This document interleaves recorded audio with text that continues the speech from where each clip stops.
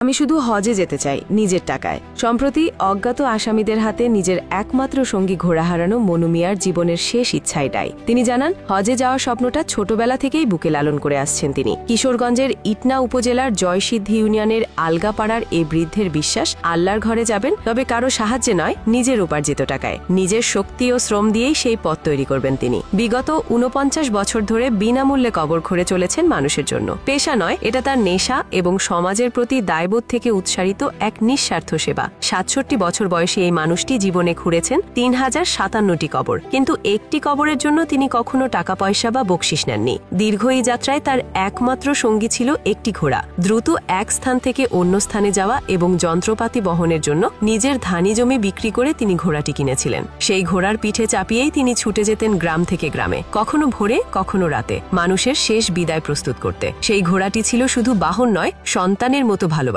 কিন্তু কিছুদিন আগে মিঠামইন উপজেলার হাসিমপুর গ্রামে ঘোড়াটিকে প্রাণহীন অবস্থায় পাওয়া যায়। কে বা কারা এটির প্রাণ কেড়ে নিল তা এখনও অজানা। গণমাধ্যমের প্রতিবেদন অনুযায়ী মনু মিয়া তখন ঢাকায় একটি বেসরকারি হাসপাতালে চিকিৎসাধীন। ডায়াবেটিস ও কোমর ব্যথায় ভোগা এই মানুষটি তার ঘোড়ার মৃত্যুর কথা জানেন না। পরিবার ইচ্ছে করেই তাকে কিছু বলেনি। তারা জানে এমন দুঃসংবাদ সহ্য করতে পারবেন না তিনি। তার স্ত্রী রহিমা বেগম বলেন, আমরা নিঃসন্তান। তিনি ঘোড়াটিকে সন্তানের মতো আদর করতেন। মাঝে মাঝে জিজ্ঞেস করেন ঘোড়ার খবর। আমি মিথ্যে বলি, ভালো আছে।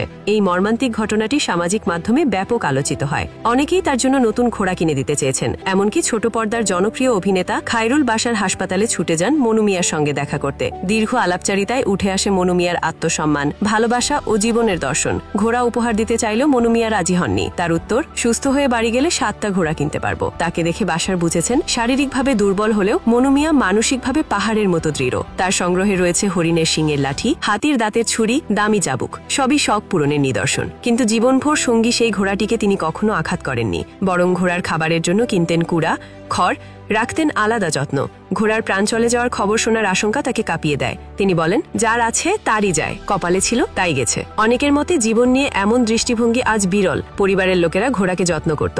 মনু মিয়া জানতেন তার বাড়ি ফিরে কাঁদতে হবে, তবু তিনি কারো দান নেবেন না। বারবার জিজ্ঞেস করলেও একই কথা বলেন, আমি শুধু হজে যেতে চাই নিজের টাকায়। স্থানীয়রা মনু মিয়াকে নিয়ে জানান, তাদের সবার কাছে সুপরিচিত এই মানুষটি কখনো প্রয়াতদের বাড়িতে খেতেন না কিংবা কোনো পারিশ্রমিক নিতেন না। কারো কবর খুঁড়তে ডাক পেলে খাওয়ার সময় ভুলে যেতেন। তার কাছে মানুষের পাশে থাকাটাই বড় কাজ। এই আত্মনিবেদিত জীবনযাপন তাকে পরিণত করেছে এক জীবন্ত অনুপ্রেরণায়। বিশ্লেষকদের মতে মনু মিয়ারা নায়ক হতে চান না, কিন্তু তাদের কাজই তাদের নায়ক বানিয়ে তোলে। এই দুনিয়ায় যেখানে মানুষ স্বার্থের পেছনে ছুটে, সেখানে মনু মিয়ার মতো নিঃস্বার্থ এক কর্মগেমী সমাজের জন্য এক উজ্জ্বল আলো।